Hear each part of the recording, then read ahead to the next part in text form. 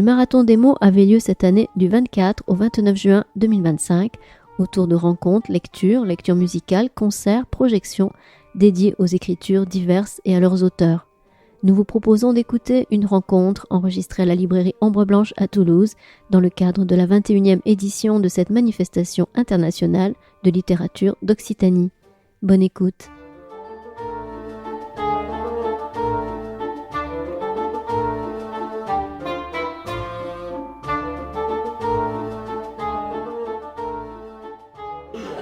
Je commence juste par un petit mot d'accueil. D'abord, je voulais dire à quel point... D'abord, vous remercier tous d'être venus parce que franchement, il fait très très chaud, mais je sais que le marathon des mots est un rendez-vous. Me dit-il à l'oreille, il est caniculaire, effectivement, à chaque fois. Mais en même temps, je pense que vous êtes toujours tous aussi nombreux à venir à nos rencontres, et partout d'ailleurs dans Toulouse et dans la région. Je voulais surtout dire le plaisir que nous avons chaque année de travailler avec le festival. Je suis ravie d'avoir Serge à mes côtés, Dalia qui n'est pas très loin et qui se cache derrière. C'est toujours un grand plaisir. Je sais que c'est un travail énorme de votre part, une programmation sublime dont nous allons avoir le démarrage avec Bertrand Belin. Je ne sais pas où il est, Bertrand d'ailleurs. Voilà, que nous sommes ravis d'avoir. Et en plus, nous avons l'éditeur de Bertrand, donc Jean-Paul Hirsch, ici présent, qui a accompagné ses auteurs. Alors, je laisse Serge un peu pour une petite quand même introduction. C'est notre première. Voilà, Jean-Paul fait le pitre. En tout cas, vous pouvez remercier. Ce monsieur s'appelle Jean-Paul Hirsch. Il est le directeur commercial des éditions POL, mais pas que. Et c'est-à-dire que parfois, il y a des moments dans l'année, vous lisez un bon livre, en l'occurrence le livre de Bertrand Belin, vous dites, j'espère qu'il va pouvoir venir, vous regardez, dites, oh là là, il est en pleine tournée, ça va pas être possible. Vous écrivez un petit mail, souvent court, parce que je pense qu'il aime les mails courts, parce qu'il fait toujours des réponses également extrêmement courtes. Et puis mais c'est tout à fait possible, Serge. Et là, vous vous dites, chouette, on va bien pouvoir commencer le marathon avec Bertrand Belin. Donc, je tiens à remercier les éditions POL qui nous sont fidèles et le travail en commun qu'on peut faire depuis de très longues années. Voilà. C'est un travail d'exigence, parce que ça, c'est aussi le souhait du marathon, de travailler à l'exigence. C'est un choix de fidélité à des auteurs, à des catalogues. J'ai l'impression de parler le Christian Torel, là, soudain. Mais voilà, l'exigence partagée par Ombre Blanche est la même que celle du marathon des mots. Donc, dans ce paysage où plein de choses s'écroulent, où les choses sont compliquées, où on a parfois de plus en plus de mal à se parler, à dialoguer, à s'entendre, ou à se ressembler, ou à accepter de ne pas se ressembler. Voilà, le marathon est là pour conjuguer ces différences et accueillir aussi, et je voudrais avoir une pensée pour lui, j'ai une pensée pour Boualem Sansal, voilà, c'est très important. Protégeons la liberté d'expression, protégeons la liberté de création, sont des choses essentielles à la démocratie. Donc voilà, c'est encore une journée compliquée et difficile pour Boualem Sansal, parce que vous avez peut-être vu que son procès en appel se solde par 10 ans, vous l'avez, voilà. Donc on pense à lui et voilà, on partage l'émotion des écrivains qui sont autour de lui, des éditions Gallimard également. Voilà, place au marathon, cette 21e édition, donc quelque part les 20 ans de cette formidable aventure de littérature, de mots, d'écrivains. Vous avez un programme, je sais, pléthorique avec énormément de choses, mais voilà, on a toujours envie de faire le tour du monde, le tour de ce qui s'écrit, de ce qui s'invente, de ce qui se dit à travers le mot des écrivains, des auteurs, des artistes. Voilà, c'est une édition qu'on a voulu qu'on a préparée depuis un an avec cette thématique Est et Ouest. On ne savait pas qu'elle allait être aussi prégnante, aussi importante. Et vous allez le voir tout au long du marathon. Vous allez entendre toutes ces paroles et voilà, le maître mot, c'est défendre la démocratie, défendre la liberté. Voilà. Merci, bon marathon. Je veux vraiment saluer avec énormément d'affection tous les gens qui se cachent derrière. Voilà, vous avez là toute la ligne des gens qui se cachent. Je pense qu'on peut les applaudir.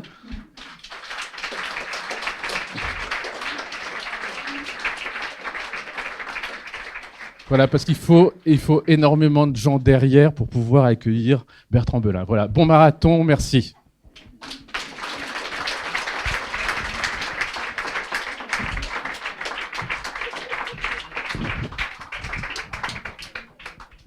Bonjour. Et bonjour. Et rebonjour Bertrand Belin. Et merci de vous prêter à cet exercice de l'entretien en public. Alors, pour ce qui concerne notre discussion d'aujourd'hui, je vous présenterai bien sûr comme écrivain, mais j'ajouterai musicien, auteur, compositeur et acteur. C'est facile, là, de se dire que le goût des mots est celui de les dire.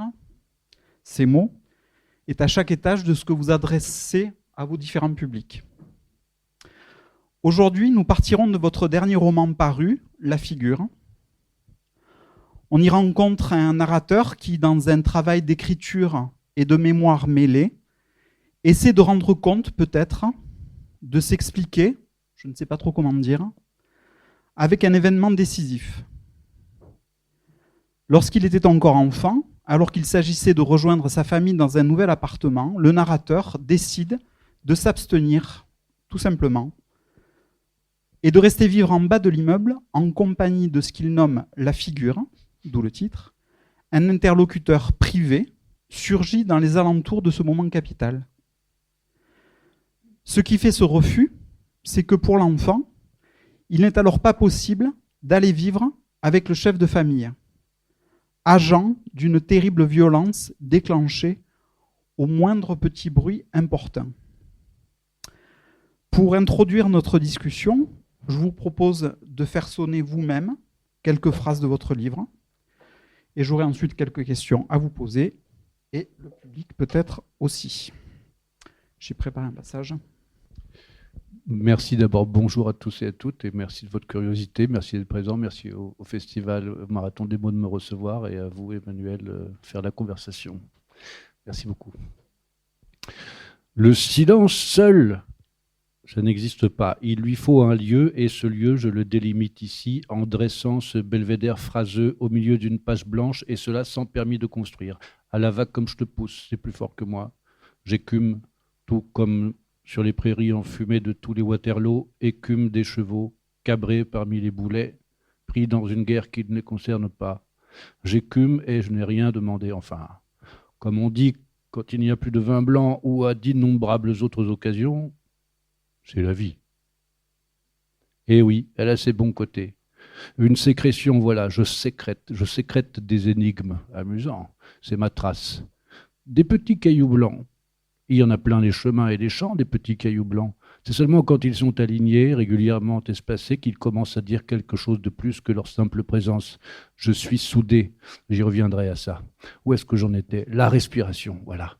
J'ai bien vu que c'était déjà trop de seulement respirer.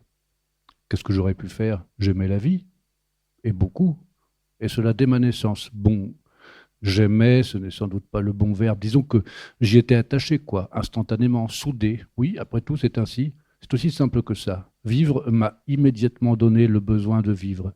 J'ai été donné, ordonné, vivant. Un sacerdoce, une mission. Merle des Landes, chante aux nouveaux venus tes virgules et tes points d'exclamation. Trace dans le ciel des ciels un dessin pour la confiance. Cloporte, chenille, marcassin, vous qui dansez votre partie dans la terre et sur la terre, faites de la place, voilà qu'on vient. Je presserai des figues pour faire un lait qui me convienne. Un vêtement que je trouverai sur la route, il sera à ma taille. Je choisirai parmi les mots ceux dont l'emploi servira le moins mal mon expression. Pour la bonne compréhension de ceux que j'aimerais et qui m'aimeront, je ferai ce qu'il faudra d'effort. Mais prépare-toi à beaucoup souffrir des dents et aime, quant à toi, l'évidente indifférence des joncs, des anémones et de toutes choses ici-bas, comme il faut aimer quant à toi l'indifférence des étoiles lointaines. Camarade, tu es dans la soudure, dans l'ordre des choses, ou disons, tenant une place précaire dans la fixité tournoyante des choses. Entre un point et un autre, encore et encore, oui, des points là, disposés quant à toi, quant à moi. Je tends les bras, et par le corps et par l'esprit, je les rassemble, et continue mon œuvre d'ignorance en savourant.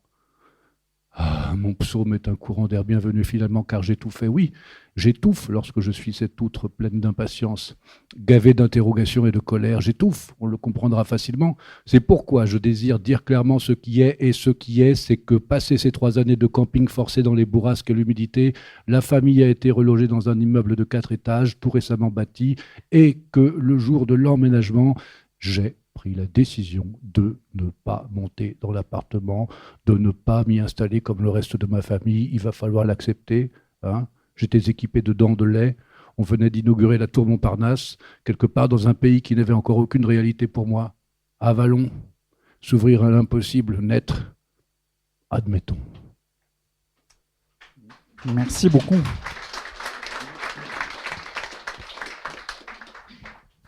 Moi, j'étais pour vous faire lire tout le livre, mais il faut quand même que j'ai quelques questions à vous poser. Alors, dès le début du livre, vous dites qu'il ne s'agit pas d'une réparation. Alors, il ne s'agit pas d'une réparation, le travail d'écriture, le travail de mémoire, le livre lui-même, je ne sais pas trop de quoi il s'agit à ce moment-là. Mais en tout cas, vous semblez ne rien attendre, dites-vous, de la fin de ce travail. J'ai quand même envie de vous demander si ça a fait quelque chose, au bout du compte. Oh, je n'attendais pas à ce que je sois contredit trop vite par rapport parce que si un effet devait se produire, je suppose qu'il se produit avec un temps très long. Mais je dis aussi dans le livre que je dis je ne veux pas être guéri, il ne s'agit pas d'une réparation, mais je dis aussi peut-être que je fanfaronne. Hein, peut-être que je fanfaronne. Allez savoir quels sont ce qui vous mobilise profondément. J'aime lire, j'aime écrire. J'écris toutes sortes de choses. Je peux écrire j'ai écrit des chansons, d'autres textes sur des sujets qui ne sont pas des sujets liés à ma propre existence, enfin à ma biographique entre guillemets. Donc on voit que j'ai le plaisir d'écrire. Là, le plaisir d'écrire, en dépit du sujet, il demeure. Vous voyez, il y a une forme littéraire, c'est important pour moi. Mais c'est vrai qu'il y a le sujet quand même qui est là et avec lequel j'entretiens un rapport intime et assez nerveux, on peut le dire. Donc, je prétends ne pas attendre de transformation de mon être après l'écriture de ce livre ou au moment où je l'entamais. Je prétends, mais parce que sur le moment, je le crois. Hein. Mais il sera temps de refaire le match. Quand j'aurai constaté des opérations de changement en moi, je me dirai, j'avais raison de prétendre que je frimais un peu, quoi. Mais c'est-à-dire que si guérison ou déballage ou pansement il y avait eu, ça aurait été préférable qu'il arrive vers 12-13 ans plutôt que vers 55, quoi, c'est sûr. Quoi. Mais bon, c'est jamais trop tard. Hein. Mais c'est vrai que j'attends pas ça. Ce que j'attends, moi, c'est de vivre avec la mémoire, de vivre avec la mémoire dans un rapport de connaissance, pas de défi, mais quand même de face à face, quand même, un petit peu comme ça, comme une sorte de tauromachie, de mémoromachie. Donc voilà, c'est ça l'idée, quoi. Et justement, du point de vue de cette mémoire, est-ce qu'il y a quelque chose est-ce que le travail a fait bouger des lignes, a teinté un peu différemment tel ou tel élément pour vous? Est-ce que ça a eu un effet sur les souvenirs? Non, l'effet que ça a sur les souvenirs, c'est que ça... Parce que ça passe par l'imprimerie, par l'écriture, ça donne un caractère aux événements qui sont relatés. Ça leur donne un caractère, comment on pourrait dire, officiel, entre guillemets, même à mes yeux, si vous voulez. Je finirais par croire que ce que je raconte s'est exactement déroulé comme ça. Or, c'est pas tout à fait exact, parce que c'est une trame, c'est un tissu. Il y a les fils verticaux sont de la réalité, et les fils horizontaux sont de la fiction. Vous voyez, c'est un tissu d'aveux et de mensonges. Je le dis moi-même dans le livre, je le formule comme ça. Vous voyez, la trame est serrée quand même. Donc, si ça change, oui, ça change. Enfin, j'ai pas oublié que le livre existait, il est destiné à être entre les mains de lectrices et de lecteurs, et que ce que peut opérer le livre en dernier recours, j'espère que ce n'est pas que pour fabriquer des changements en moi, vous voyez, ou en tout cas des déplacements, ne serait-ce qu'éphémères, mais c'est pour chacun d'entre nous, quoi. Et alors, justement, par rapport à la question du lecteur, vraiment dès le début, de la même façon, vous le sollicitez assez directement. Hein. Vous dites je désire que nous y croyions. Hein, vous vous mettez avec. Hein. Il faut que tout le monde y croie, le lecteur, vous. Et un peu plus tard, vous allez jusqu'à dire il faut me croire, sinon tout est perdu. Alors, quelle fonction porte votre lecteur, tant dans le moment de l'écriture, je dirais, parce que là, on vous lit, mais vous avez commencé par l'écrire. Hein, donc, est-ce que le lecteur il a une place dès le moment de l'écriture sur cette question de la croyance quelle place a-t-il au moment de la parution? Comment ça prend corps pour vous, voire dans les entretiens tels que là, on en a un maintenant. Bon, là l'exercice, ce qu'on vit là maintenant, la conversation, l'entretien qu'on a, pour moi, c'est appartient à un autre champ. Hein, c'est un autre champ que le livre. Hein, c'est un commentaire sur le livre. Voilà. Je pourrais en proposer un commentaire, vous aussi, chacun pourrait en proposer un. Donc alors là, vous voyez, c'est un autre monde. Moi, j'ai une trace, j'ai laissé dans ce livre.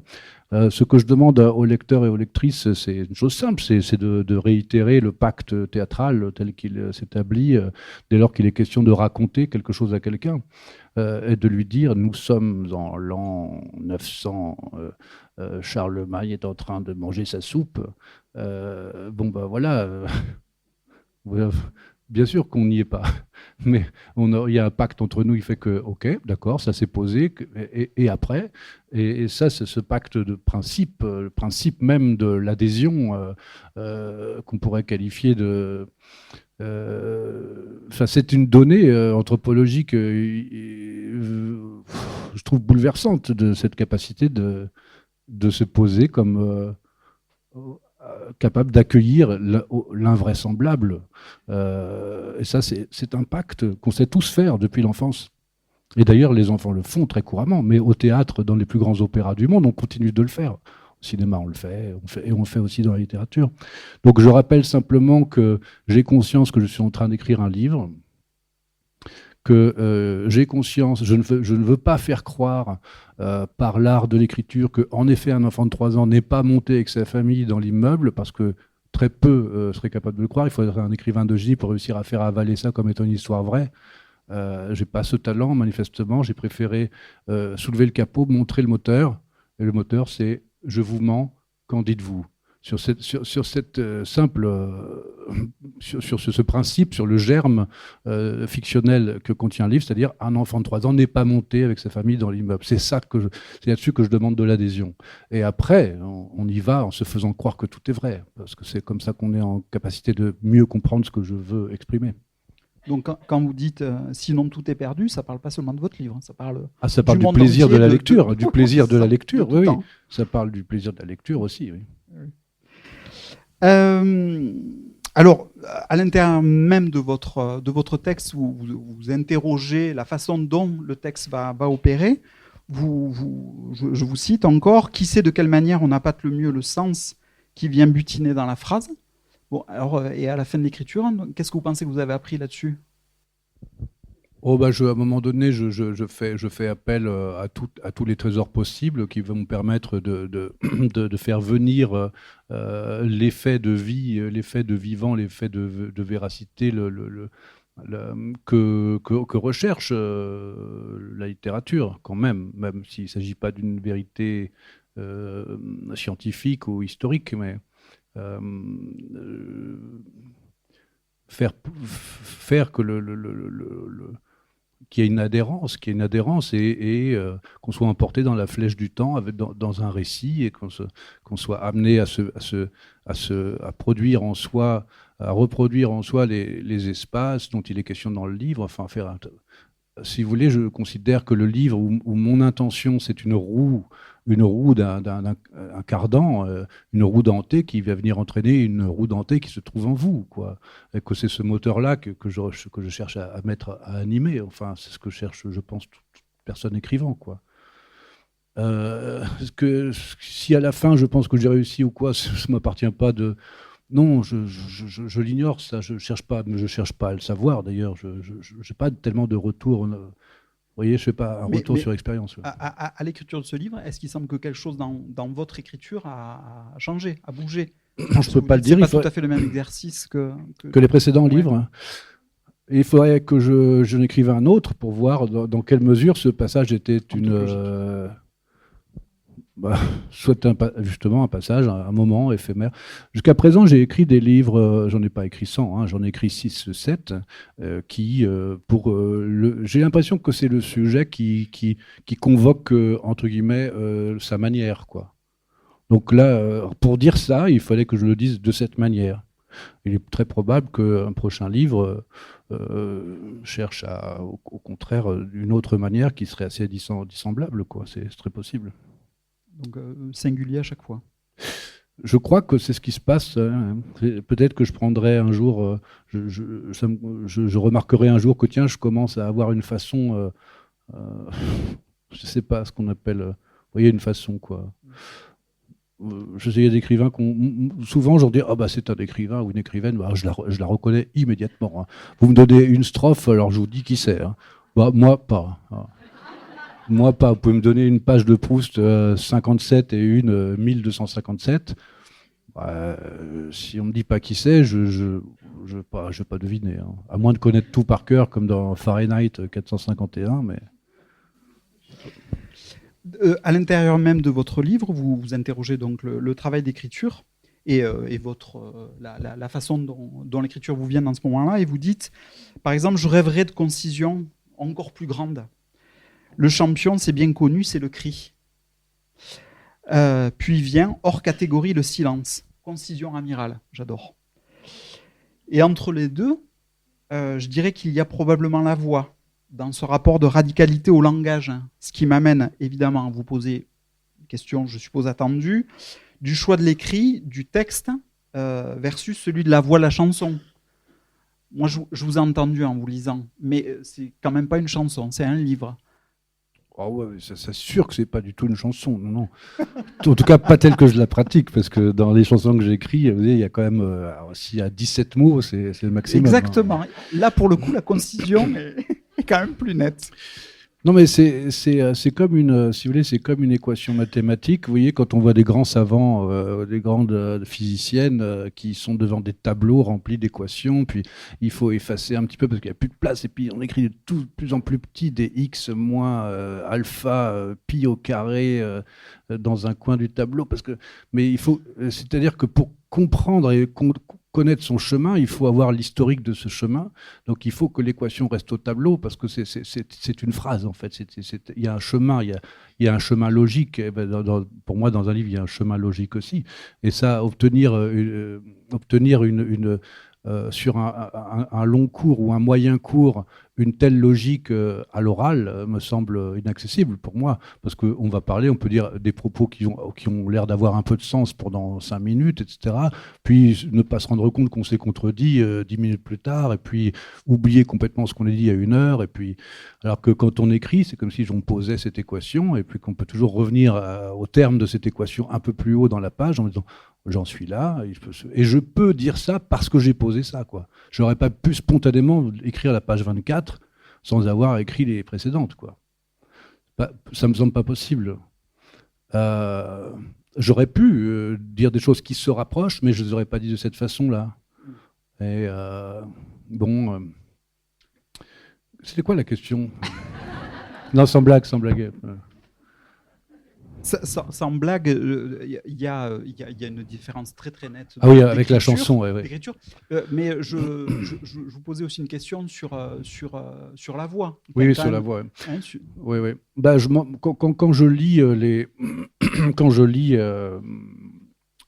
quand je lis des fragments du texte de La Figure ou des livres précédents, je me rends compte que ça, si vous voulez, ça me va, quoi. C'est comme si j'avais fait un vêtement sur un établi et que je n'avais pas pris mes mesures. Et puis qu'à la fin, un beau jour, tiens, j'ai plus rien à mettre, je vais mettre ce truc que j'ai fabriqué là, ce pull.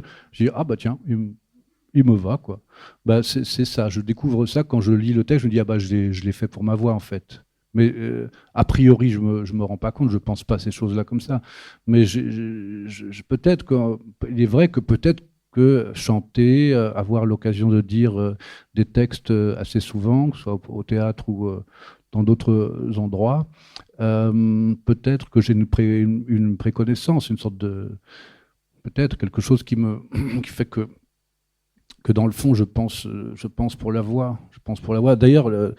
D'ailleurs, ce pourquoi j'écris, ce qui me plaît dans l'écriture, c'est le langage. C'est le langage. Un autre état du langage, si vous voulez. Mais moi, ce qui me passionne de façon très enfantine, c'est le langage, quelle que soit la langue, hein, quel que soit le. Alors, il y a le langage de la danse, bien sûr. Il y a toutes sortes de langages pictural, mais il y a le langage articulé, la grammaire, etc., la syntaxe, le vocabulaire.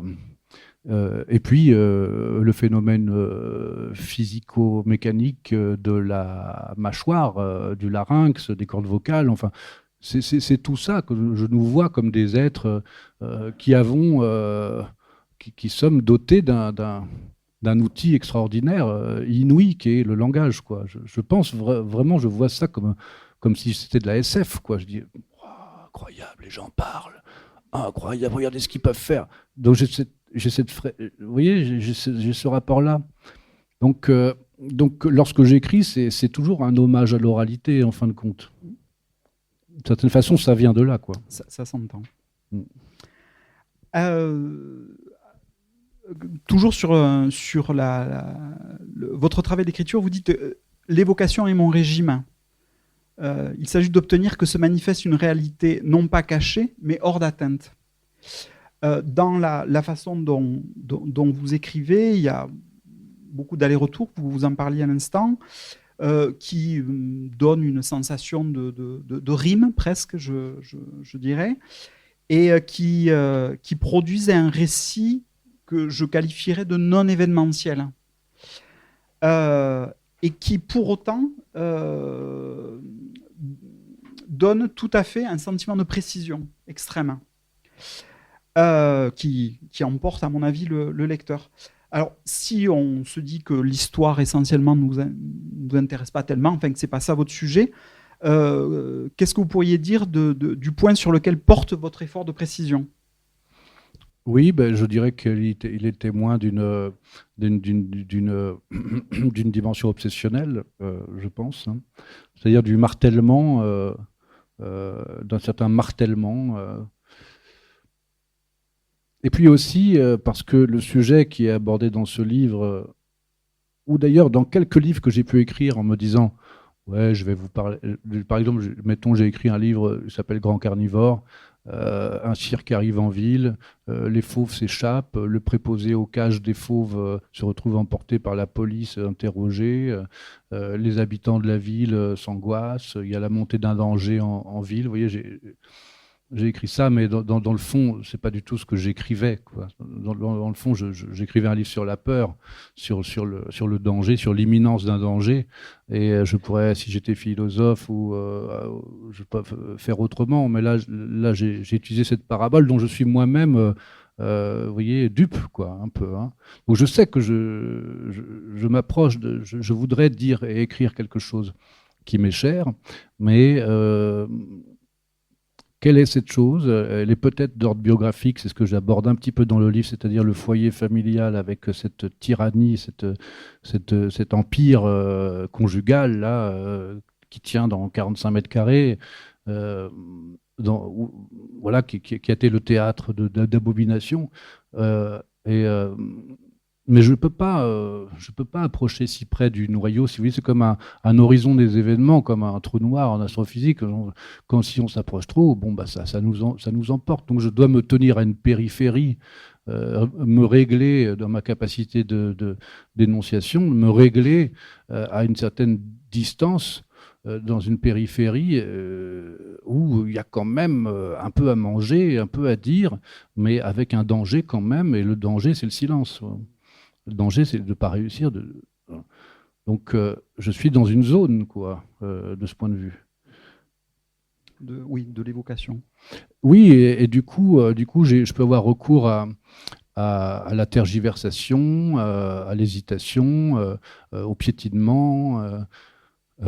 Parce que, dans le fond de compte, ce que je raconte, c'est un état nerveux, en fait, un état nerveux, un état au monde, comment je suis aujourd'hui plongé dans le monde, comment j'ai fait avec ma mémoire, comment je fais avec mon expérience, et comme chacun a son propre métier de ce point de vue, c'est ça que je raconte, et je trouve que que le piétinement, le ressassement, le piétinement, la tergiversation, quand on la vit en la lisant, ou quand même on en vient à être agacé comme lecteur ou lectrice, se dire voilà, bon, il va pas nous dire, ben c'est ça que justement, c'est ça, c'est le sujet, quoi. Le sujet, c'est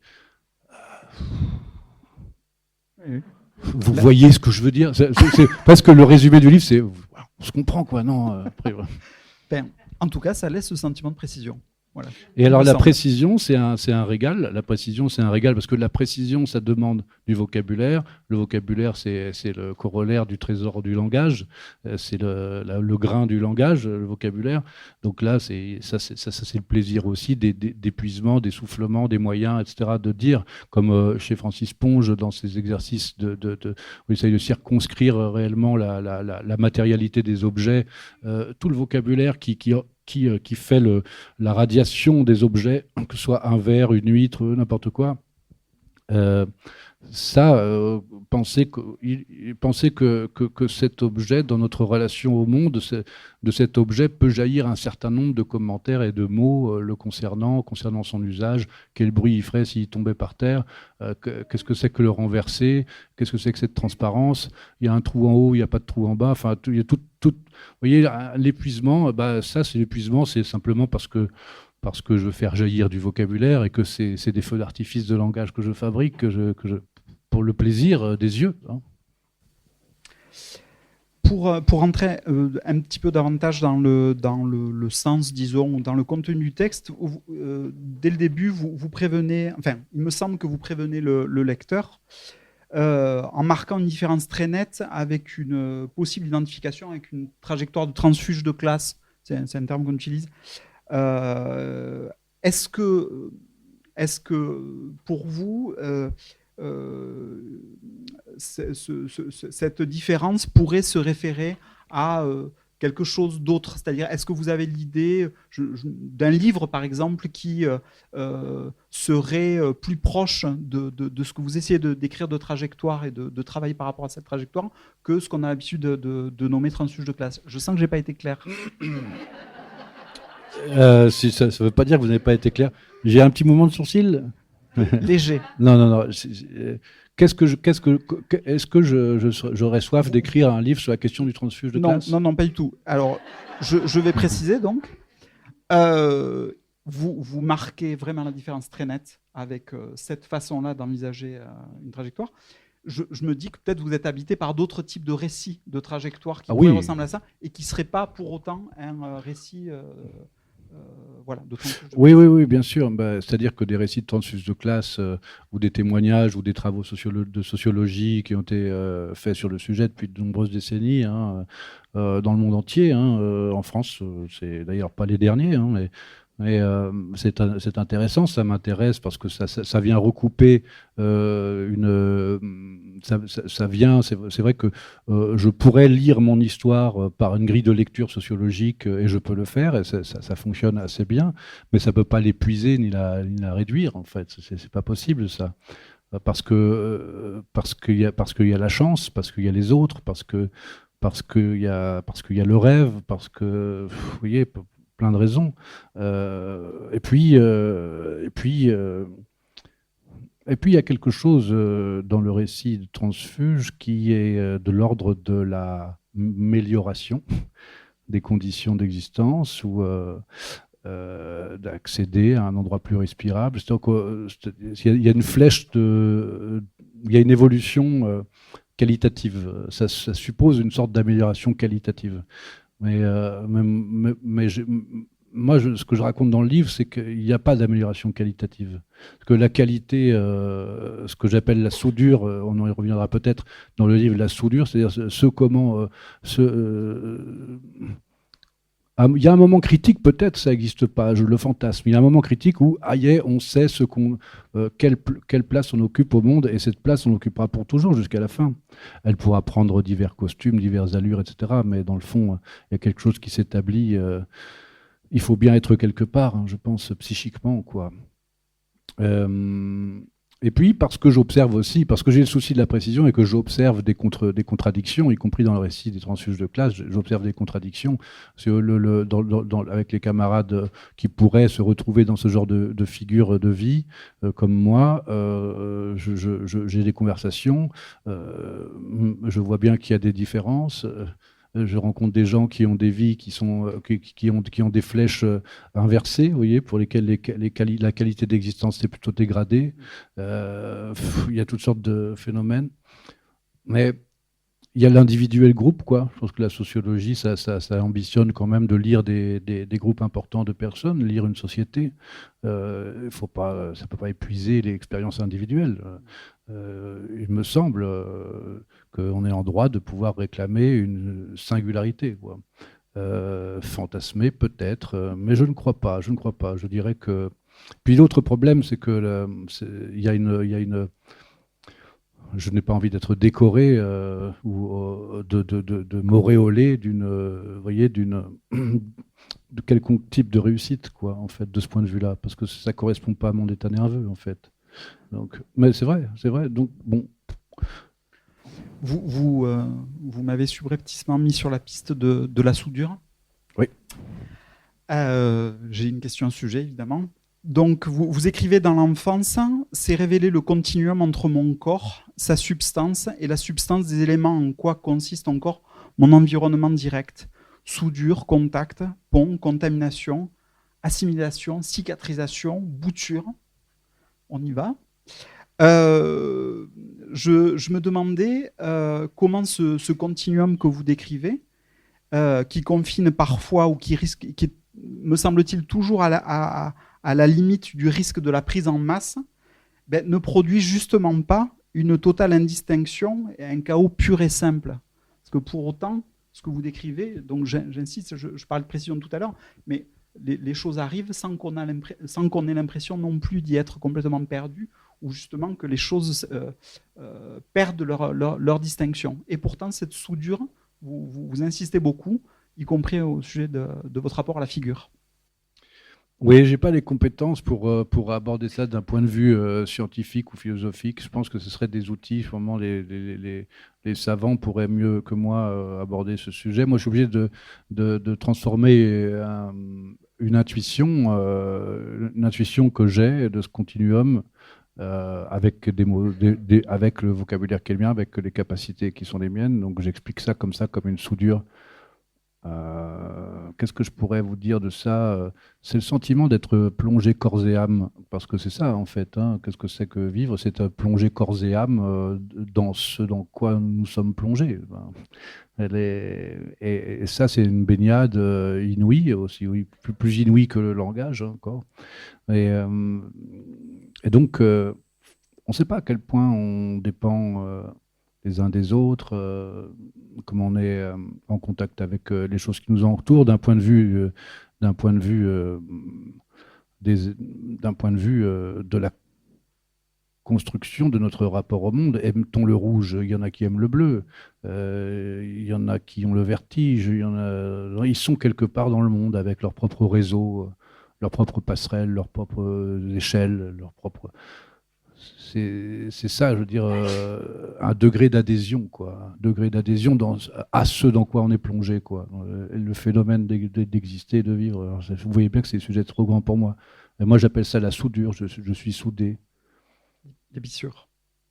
L'épissure, c'est autre chose. Ouais. L'épissure, ça concerne la figure plus directement. Il me semble quand même. Enfin, vous faites une différence très très nette donc entre ce que vous appelez la soudure, enfin cet effet de continuum, et l'épissure avec la figure? Oui, parce que l'épissure, la figure, le livre s'appelle La figure. Est-ce que vous permettez que je dise deux mots de la figure? Alors là, vraiment, je vous en prie. La figure, je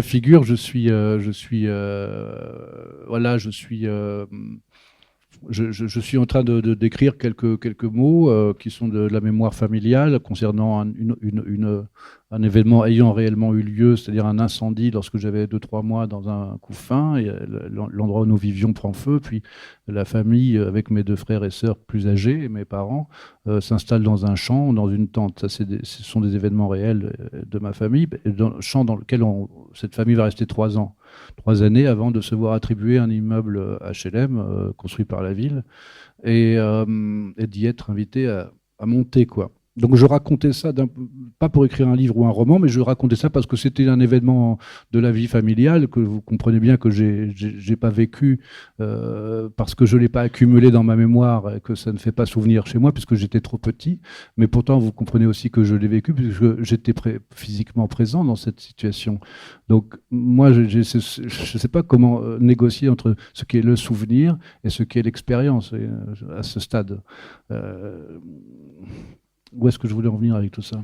Vous vouliez parler de la figure. La figure. Alors, quand j'écrivais ça, pas dans l'intention de faire un livre, mais quand je suis arrivé en bas de l'immeuble et que j'allais raconter, et puis nous sommes montés dans un immeuble où mon père allait mourir 30 ans plus tard, ou ma mère 40 ans plus tard, puis je me dis, à quoi bon raconter la vérité de la vie ? Puis je faisais ça parce que je me disais, tiens, cette histoire de camping, elle est assez méconnue finalement. Elle était assez méconnue des cousins, des petits frères, des neveux. Vous voyez, c'est un sentiment étrange de vouloir faire dynastie. Peut-être c'est complètement bête, mais j'avais envie de poser ce souvenir quelque part qui soit disponible pour les plus petits, quoi. Et puis après, j'ai abandonné parce que j'ai moi-même pas d'enfant, puis que finalement, c'est pas tellement mon tempérament de faire ça. Puis je sais pas exactement ce qui m'intéressait dans cet exercice. Mais j'ai rencontré dans un bistrot à Quiberon, la ville où j'ai grandi, un mec qui me dit, toi, t'es un belin. Toi, je dis, ouais, je suis un belin, moi. Enfin, bah, dis donc, moi, je vous ai, quand vous étiez dans la tente et tout, avec tes parents et tout. Je dis, ah bon, t'as connu ça, toi ? Il me fait, bah, c'était en face de chez moi. Je m'en rappelle, moi, il était un peu plus âgé que moi. Il avait peut-être 10 ans, ou peut-être qu'il avait 15 ans à cette époque-là, ou 10 ans. Ouais, je me rappelle, dis donc, etc. Je dis, bah, moi, je me rappelle pas. Lui, il a plus de mémoire que moi. Pour lui, ça veut dire beaucoup plus de choses que pour moi, quoi. Alors que c'est entre guillemets un étranger. Et je lui ai demandé l'adresse exacte du lieu et tout. Puisqu'il était en face de chez lui, par chance, il connaissait son adresse. Et donc, je suis allé au point de rendez-vous, je suis allé voir à cette adresse, et puis entre-temps, ça avait été construit un petit peu, il restait 1 ou 2 terrains vagues, et puis je regardais ces terrains vagues en me disant, c'est là. Et je sentais que j'avais un désir de mémoire, et que j'étais prêt à nourrir cette mémoire, y compris du mensonge de son souvenir. C'est-à-dire, ah mais ouais, c'est vrai que ça me dit quelque chose, ce chant-là. Et je sentais en moi que c'était mentir, c'était... Vous voyez, donc là, on est comme là, ça fait apparaître la figure d'un double en fait, hein, quelque chose, une mémoire qui désire, avide, carnassière du souvenir, et puis un être d'expérience qui sait qu'il n'a aucune raison de s'en souvenir véritablement. Eh bien, cette dualité, on la connaît tous. Hein. Elle est en nous. Vous voyez, c'est le fort intérieur. Des fois, on se contredit, on réfléchit, on a un projet, on pèse le pour et le contre. Alors, qui c'est qui pèse le pour et qui c'est qui pèse le contre ? C'est la même ou c'est pas les mêmes ? Moi, j'ai supposé que c'est pas les mêmes, que la voix intérieure est un passager amical, un guide, parfois entêtant, parfois enquiquinant. Et c'est ce destinataire de l'adresse intérieure que j'appelle la figure, quoi.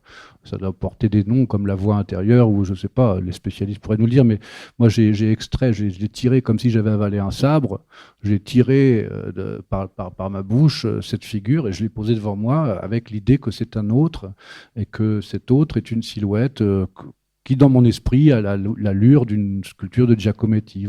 Voilà ce qu'est pour moi la figure. Mais elle est capable quand même de continuer à converser et se déplacer. Et donc, la figure, c'est ça. Et donc... Vous teniez à en parler.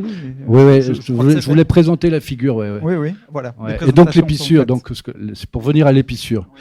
Et donc l'épissure, ça concerne ça concerne le fait que, en vous voyant pour la première fois, chère madame, je ne pense qu'à vous. Je veux dire, je ne vois que vous. Je pense à vous. Je ne pense pas que vous êtes 2 personnes. Vous voyez, votre être secret, il est pourtant vous-même aussi, quoi. Et c'est cette danse là qui va tellement vite qu'on ne voit qu'une personne, quoi. Et c'est ce que j'appelle l'épissure. Une épissure, certains de la marine doivent connaître. C'est un des nœuds marins qui consiste à replier une corde sur elle-même et la faire se tresser à elle-même. Enfin, on est pris, on est complètement confondu, quoi. Donc, dans ce dialogue avec la figure, vous explorez.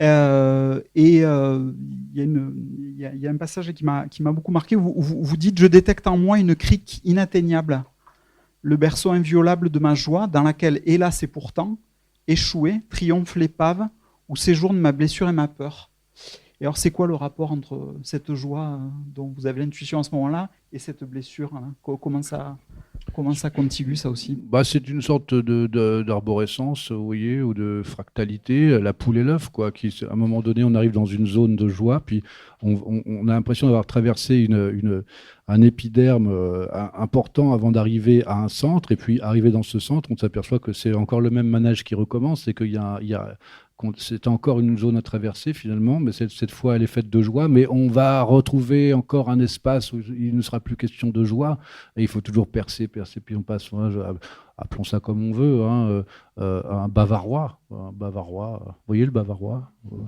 un genre de bavarois où on passe d'un espace à l'autre, mais toujours on retrouve du chocolat, quoi, à un moment donné. Je parle en image pâtissière. Mais voilà, donc voilà. C'est ça, c'est sentir en soi des ressources et pouvoir parfois en profiter, quoi. Y compris à travers les blessures.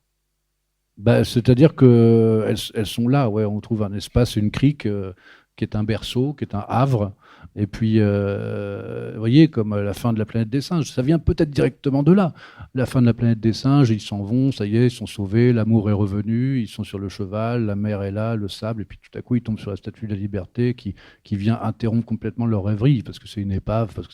Donc, moi, c'est un peu ça, c'est ce phénomène-là de... Tu crois que tu es arrivé quelque part, et tu te retrouves au même endroit, quoi. Un hockey, quoi. Dans ce trajet, ce cheminement donc, à travers les couches du gâteau, vous en venez aussi à poser des questions métaphysiques, me semble-t-il.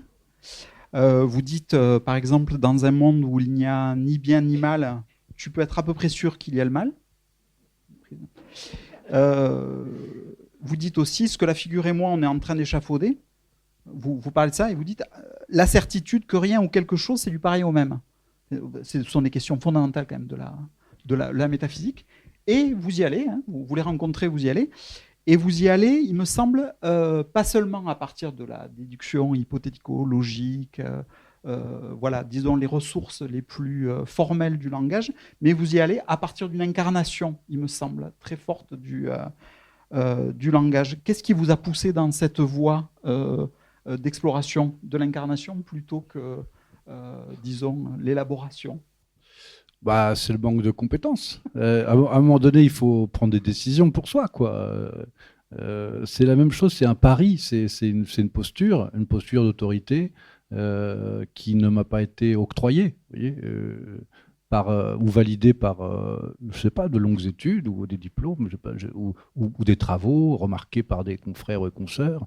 Donc, à un moment donné, il faut prendre des décisions pour soi. Je veux dire, les astrophysiciens ont des spéculations sur ce qu'il y avait avant le Big Bang.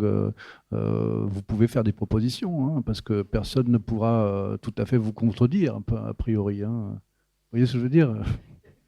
Il y a des endroits qui sont tellement hauts qu'on devient un peu des semblables et des égaux concernant la spéculation intellectuelle, quoi.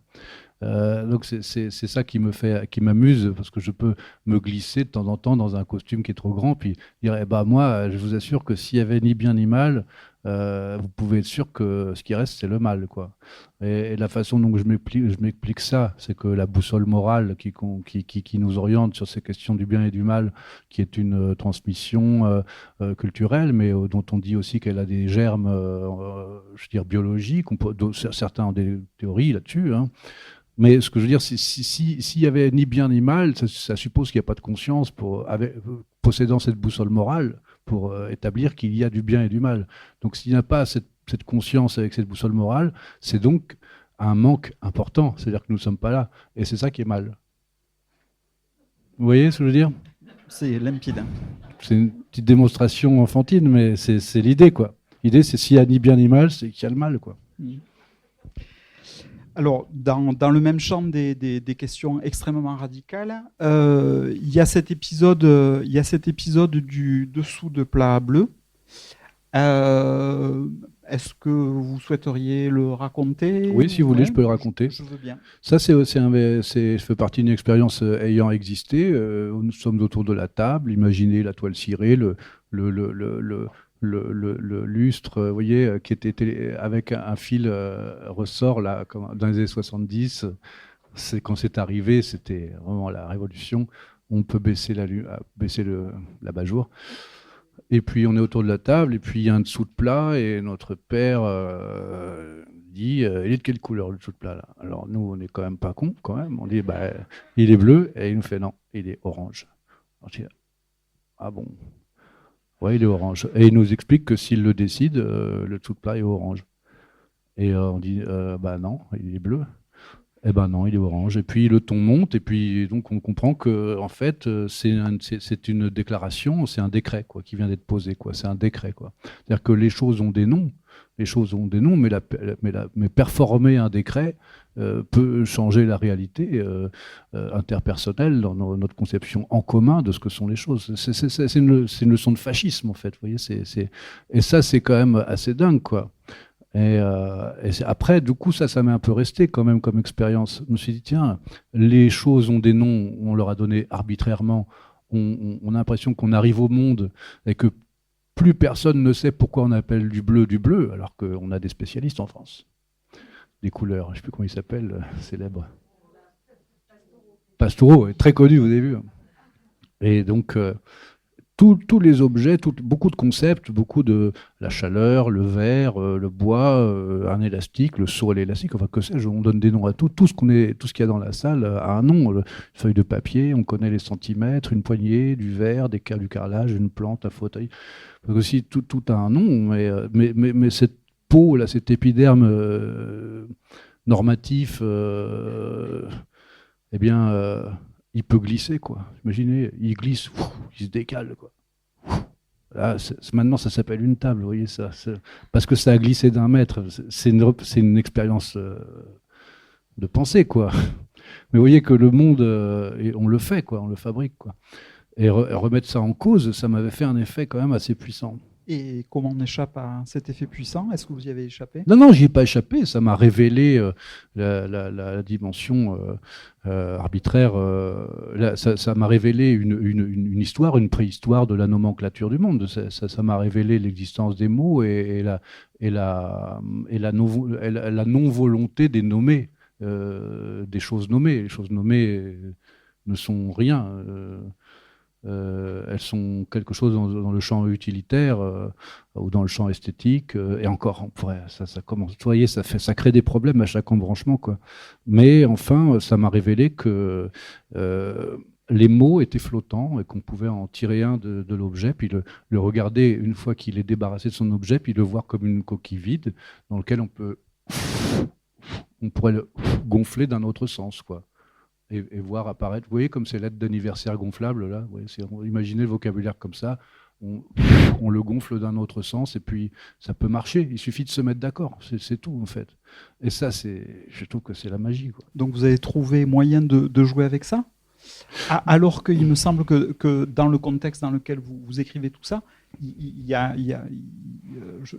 une extrême violence aussi quand même qui est liée. Oui, ça c'est l'ambipotence. Je veux dire, on peut faire de l'électricité avec de l'uranium, mais vous savez bien, on n'est pas obligé de faire que ça. Avec un couteau, on peut couper du saucisson ou le planter dans quelqu'un. Cette découverte sur le mot et la chose, on peut en faire tout ce qu'on veut. On n'est pas obligé de faire du fascisme avec ça, quoi. Tout est comme ça dans ce monde, quoi, je crois. Une dernière question, peut-être pour laisser quelques questions possibles dans le public. Je ne sais pas du tout quelle est l'heure. Donc il nous reste 5 minutes, c'est ça? Ok. À la fin du livre, vous dites « Je suis pour toujours mécontent ». Et j'ai envie de vous demander, même après avoir écrit ce livre? Oui,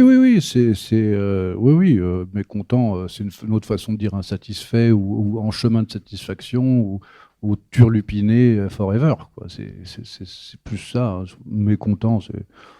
Oui. En chemin de satisfaction, c'est pas mal. Imaginez quelqu'un qui finit son livre en disant « Je suis content ». Bonjour. Pour la part fiction de votre livre, vous comptez sur le lecteur pour accueillir l'invraisemblable. Vous avez dit ça tout à l'heure. Et quand l'invraisemblable envahit le réel, que fait l'écrivain, comme c'est le cas en ce moment? Ça, c'est une question intéressante. J'en ai parlé avec un écrivain célèbre qui s'appelle Philippe Claudel, là, aujourd'hui même, parce que son dernier livre, je ne sais pas si vous l'avez lu, met en scène des conversations dans la Maison Ronde à la Maison Blanche. Je vous recommande sa lecture parce que c'est typiquement ça. C'est-à-dire que on a l'impression que la membrane qui sépare la fiction de la réalité, l'avéré du postulat, l'hier de l'aujourd'hui, on dirait le vrai du faux, mais enfin l'inouï et le vraisemblable, cette membrane, elle subit une sorte de, je sais pas, de maladie. Elle a l'air de se défaire, quoi. Et qu'est-ce que je pense de ça? Ce serait vraiment culotté de demander aux écrivains de réparer la membrane, quand même, parce que c'est peut-être pas eux qui l'ont abîmée, quand même, quoi. Mais bon, je sais pas, c'est glaçant, en tout cas, je trouve que c'est glaçant. Des fois, on se préoccupe, on se dit, mais qu'est-ce que le monde devient fou, c'est dingue, vous vous rendez compte? Je sais pas si c'est un effet de... Non, il y a vraiment de l'inquiétude, enfin moi, je suis inquiet, comme beaucoup d'entre vous, hein, je suppose. Mais seulement, je ne sais pas si c'est une donnée récurrente du monde ou quoi, s'il y a déjà eu des inquiétudes de cette nature concernant parce que, quand même, je vous dis, on a un nouveau pape. Non, mais on a un nouveau pape. Il y a des églises consacrées dans ce monde. Enfin, je ne sais pas si c'est mon sujet, mais il y a des églises consacrées. Il y a toutes sortes de sociétés dans lesquelles, quand on regarde un arbre, on regarde une divinité, vous voyez. C'est-à-dire que le réel et le fantasmatique, le fantasmagorique et la mythologie, c'est déjà quelque chose de mélangé, quoi. Là, on assiste à un phénomène qu'on connaît très bien.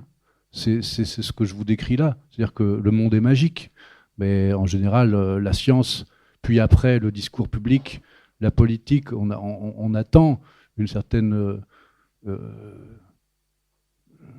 solidité du sol, quoi. Quand on s'avance sur ces champs-là, je ne crois pas que ça a jamais été vraiment le cas, sauf que là, les moyens de diffusion, là, je sais pas mon sujet, mais ce que je pense, c'est que je pense que c'est une opération qui nous apparaît parce que elle a les moyens de nous apparaître, quoi. Et ça a trait, à mon avis, à la véhiculation des informations.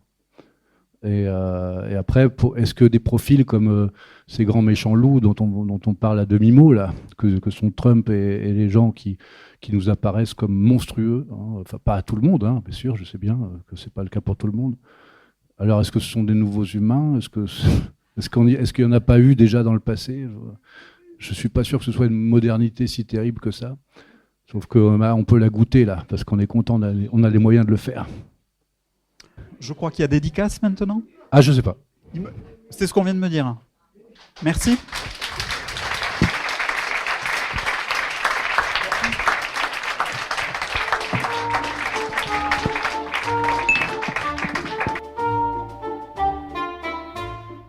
Vous avez pu écouter une rencontre enregistrée à la librairie Ombre Blanche dans le cadre de la 21e édition du Marathon des mots qui se tenait du 24 au 29 juin 2025. Réalisation et mise en onde Radio en partenariat avec Radio Plus et Radio Terre.